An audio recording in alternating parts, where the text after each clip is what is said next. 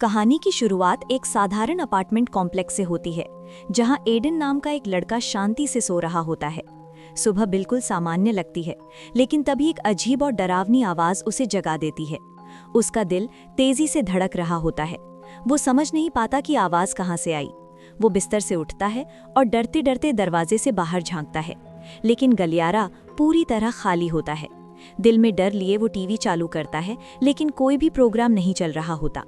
तभी एक आपातकालीन चेतावनी बजती है, जिसमें सभी से घर में रहने और बाहर न निकलने को कहा जाता है। वो हैरान और डरा हुआ होता है। तभी उसी पल वो बाहर से तेज चीखों की आवाज सुनता है। एडन बालकनी की ओर दौड़ता है। नीचे का नज़ारा उसकी रूह कंपा देता है। लोग इधर उधर भाग रहे होते हैं। हर तरफ चीख पुकार मची होती है। सब कुछ तबाह हो चुका होता है। लोग जानवरों की तरह एक दूसरे को बेरहमी से काट काट कर खा रहे होते हैं। अचानक एक हेलीकॉप्टर नियंत्रण खो देता है और पास की इमारत से टकराकर क्रैश हो जाता है। जोरदार धमाका एडन को हिला देता है। वो नीचे सड़क की ओर देखता है, जहां भीड़ में एक छोटी लड़की खड़ी होती है। उसे लगता है कि वो शायद खो गई है, लेकिन अगले ही पल वो लड़की पास खड़े एक आदमी को बेरहमी से काटने लगती है और उस पर हमला कर देती है। ये देखकर एडन दहशत में आ जाता है और समझ जाता है कि जो लोग वो देख रहा है वे अब इंसान नहीं रहे, बल्कि ज़ॉम्बी बन चुके हैं। डर के मारे एडन अंदर भागता है और वो खुद को शांत करने की कोशिश ही कर रहा होता है कि तभी उसके दरवाजे पर जोर से दस्तक होती है। वो डरते डरते जाता है और देखता है कि वहाँ उसका पड़ोसी खड़ा है। दया के कारण वो दरवाज़ा खोल देता है, क्योंकि उसका पड़ोसी उसे भरोसा दिलाता है कि वो संक्रमित नहीं है। वो आदमी बताता है, मेरे दोस्तों ने मुझ पर हमला कर दिया था, लेकिन मैं किसी तरह बचकर निकल आया। एडन, जो उसका पीछा कर रहा होता है, उसकी गर्दन पर काटने का निशान देख लेता है और समझ जाता है कि वो जल्द ही ज़ॉम्बी बनने वाला है। जब एडन अभी ये तय ही कर रहा होता है कि क्या करे, तभी उस आदमी की आंखें सफ़ेद होने लगती हैं। अपनी सुरक्षा के लिए एडन एक चाकू उठा लेता है। जैसे ही वो आदमी बाथरूम से बाहर निकलता है, वायरस उसके शरीर पर असर दिखाने लगता है। उसकी आंखें पूरी तरह सफ़ेद हो चुकी होती हैं। उसका पूरा शरीर अजीब तरह से मुड़ने लगता है। उसके मुंह से खून बहने लगता है और वो एक ज़ॉम्बी में बदल जाता है। एडन चिल्लाता है, मेरे घर से बाहर निकलो, लेकिन वो आदमी अब उसकी ओर बढ़ रहा होता है। खुद को बचाने के लिए एडन कुछ उठाता है और उस पर वार करके उसे बाहर धकेल देता है और दरवाज़ा जोर से बंद कर देता है। दरवाजे के छेद से वो देखता है कि उसका पड़ोसी बाहर गिर जाता है। बाहर मौजूद सारे ज़ॉम्बी भूखे शेरों की तरह उस पर टूट पड़ते हैं। कांपते हाथों से एडन दरवाज़ा बंद कर लेता है और उसके सामने भारी फर्नीचर लगा देता है। वो डरा हुआ है और ये भी जानता है कि वो अपने अपार्टमेंट में पूरी तरह अकेला है। अपने मैसेज चेक करते हुए उसे अपने माता पिता का संदेश मिलता है। उन्होंने लिखा होता है, शहर तबाह हो रहा है, सभी सड़कें बंद हैं, हम तुम तक नहीं पहुंच पा रहे, बस अंदर ही रहो और जिंदा रहो। शाम बीत जाती है। अवसाद और तनाव उसे घेर लेते हैं। खुद को होश में और मजबूत रखने के लिए वो प्रेरणादायक नोट्स लिखता है और पूरे घर में चिपका देता है। वो अपना खाना एक जगह जमा करता है और उसे इस तरह बांटता है कि जितने ज़्यादा दिनों तक चल सके। दिन बीतते जाते हैं और एक हफ्ता गुजर जाता है। वो हर दिन अपने लैपटॉप पर वीडियो डायरी रिकॉर्ड करता है, ताकि उसे लगे कि वो किसी से बात कर रहा है। वो रोज़ अपने माता पिता को कॉल करने की कोशिश करता है, लेकिन कोई जवाब नहीं मिलता। पानी खत्म हो जाता है, नल भी सूख जाते हैं, पानी की हर एक बूंद बहना बंद हो जाती है। अब तो खाना भी बहुत कम बचा होता है। उसे लगता है जैसे वो शहर का आखिरी इंसान है। एक दिन जब वो कंप्यूटर चला रहा होता है, तो उसे छत से आवाज़ सुनाई देती है। वो खतरे के लिए खुद को तैयार करता है। अचानक वेंट टूट जाता है और एक ज़ॉम्बी औरत एडन पर हमला कर देती है। वो डर के मारे पीछे हटता है, लेकिन ज़ॉम्बी उस पर लगातार हमला करती रहती है। एडन बचते हुए पीछे हटता है और किसी चीज़ से उसके सिर पर वार करता है, जिससे वो मर जाती है। इस बार वो जिंदा बच जाता है। ये पहली बार होता है जब वो किसी इंसान को मारता है, और ये उसके लिए बेहद दर्दनाक होता है। वो घबरा जाता है।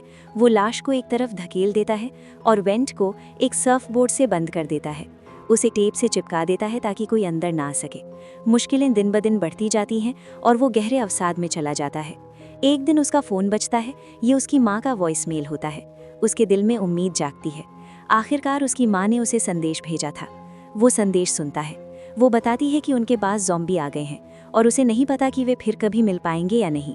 जब वो सुन रहा होता है, तभी उसे संदेश में एक अजीब सी आवाज़ सुनाई देती है। वो आवाज़ इंसानी नहीं लगती। साफ हो जाता है कि ज़ॉम्बी उसके माता पिता पर हमला कर चुके हैं। अंत में वो अपने माता पिता की मरती हुई चीखें सुनता है और कॉल कट हो जाती है। ये उसके लिए सबसे कठिन पल होता है।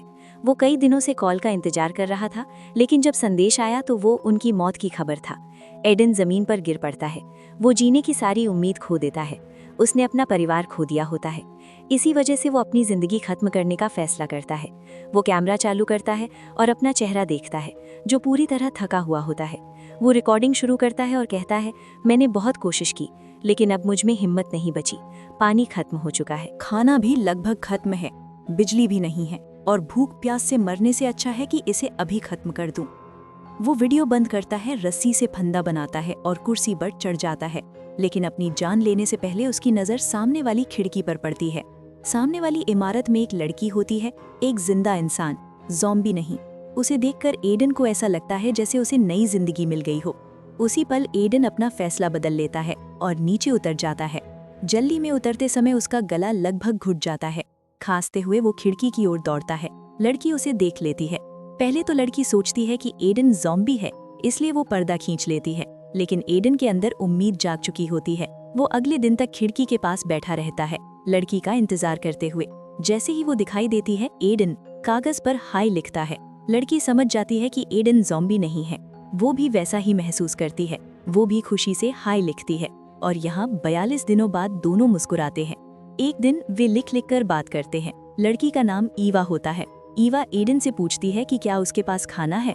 एडन कहता है कि उसके पास खाना नहीं है, लेकिन पानी है।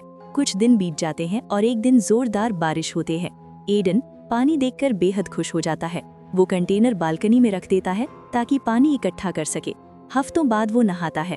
उसे पता होता है कि ईवा के पास पानी नहीं है, इसलिए वो उसे पानी देना चाहता है, लेकिन वो बाहर नहीं जा सकता।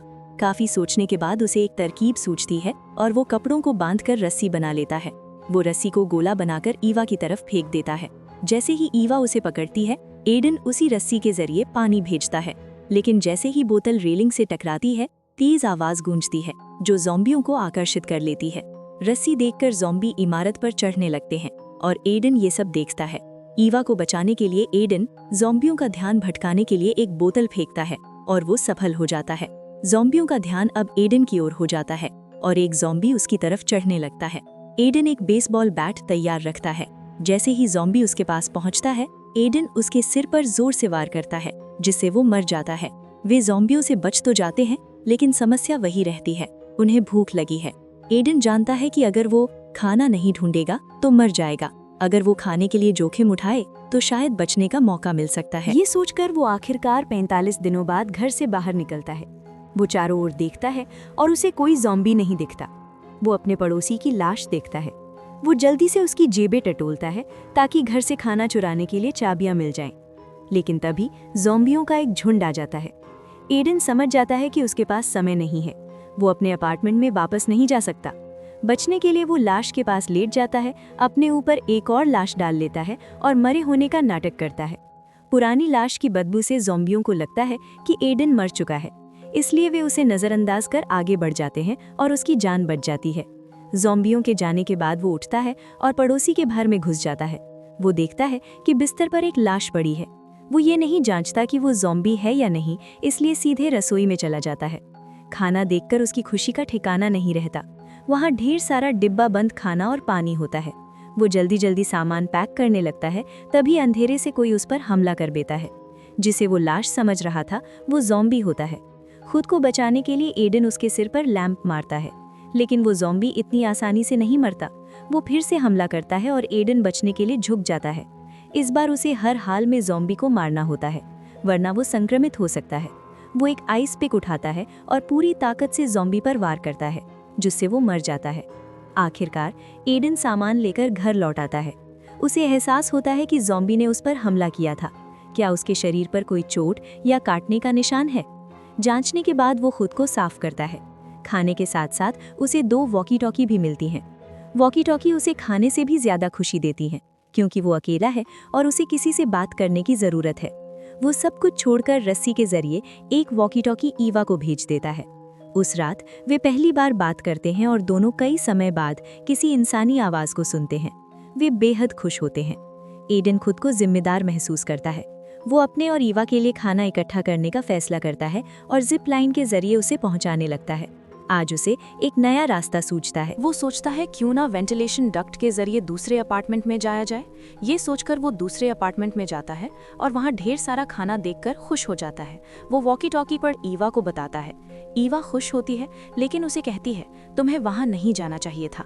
अगर वहाँ कोई ज़ॉम्बी होता तो हमें पता भी नहीं चलता। अचानक एडन के पीछे कोई दिखाई देता है। वो एक बूढ़ा आदमी होता है। उसे देखकर एडन चौंक जाता है, लेकिन वो समझ जाता है कि वो बूढ़ा आदमी ज़ॉम्बी नहीं है। बूढ़ा आदमी पूछता है तुम यहाँ क्या कर रहे हो और कहाँ से आए हो। एडन बताता है मैं वेंट से आया हूँ और मुझे खाने की ज़रूरत है। बूढ़ा आदमी अच्छा होता है। वो एडन को बैठाता है, खाना देता है और घर ले जाने के लिए सामान भी देने को तैयार हो जाता है। जैसे ही एडन जाने वाला होता है, बूढ़ा आदमी पीछे से उस पर हमला कर देता है।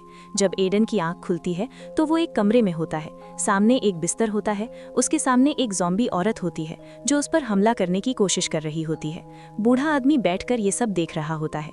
एडन पूछता है क्यों, तुम ऐसा क्यों कर रहे हो। बूढ़ा आदमी जवाब देता है वो मेरी पत्नी है, मैं उससे प्यार करता हूँ, मैं उसे मार नहीं सकता, भले ही वो ज़ॉम्बी क्यों न बन गई हो, मैं उसे छोड़ नहीं सकता। इसी वजह से मैं उसे जिंदा रखने के लिए इंसानों को खिलाता हूँ। ये सुनकर एडन संघर्ष करता है। खुद को बचाने के लिए वो रस्सी खोल लेता है और बूढ़ा आदमी उसे रोकने की कोशिश करता है। एडन बूढ़े आदमी को पकड़ता है और उसे उसकी ज़ॉम्बी पत्नी की तरफ फेंक देता है। वो उसे खा जाती है और एडन बच जाता है। बाहर निकलने से पहले उसे ईवा का कॉल आता है जो बताती है कि ज़ॉम्बी उसके अपार्टमेंट में घुस चुके हैं। उसे हर हाल में ईवा को बचाना होता है, इसलिए वो ईवा की बालकनी की तरफ छलांग लगाता है, लेकिन उसका संतुलन बिगड़ जाता है और वो गिरने लगता है। ईवा तुरंत वही रस्सी फेंक देती है जिससे वे सामान का लेन देन करते थे। बिना समय गवाए एडन ऊपर चढ़ने लगता है, लेकिन एक ज़ॉम्बी उस पर हमला कर देता है। ज़ॉम्बी उसके पैर से लटक जाता है।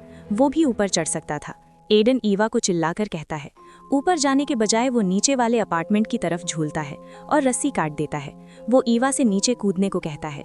ईवा डर जाती है, लेकिन एडन की हिम्मत देने से वो ईवा वाले अपार्टमेंट में कूद जाती है।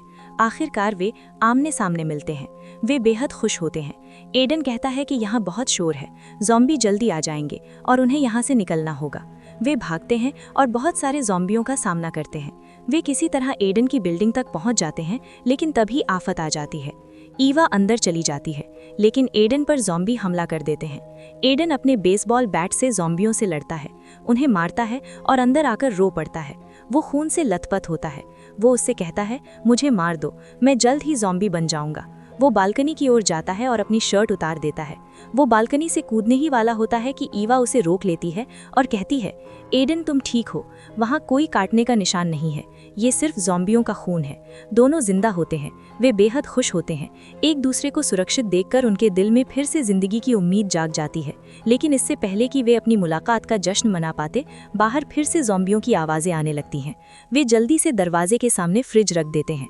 वे एक दूसरे से वादा करते हैं कि वे इस ज़ॉम्बी डरावने सपने से बाहर निकलेंगे और जिंदगी साथ में जिएंगे।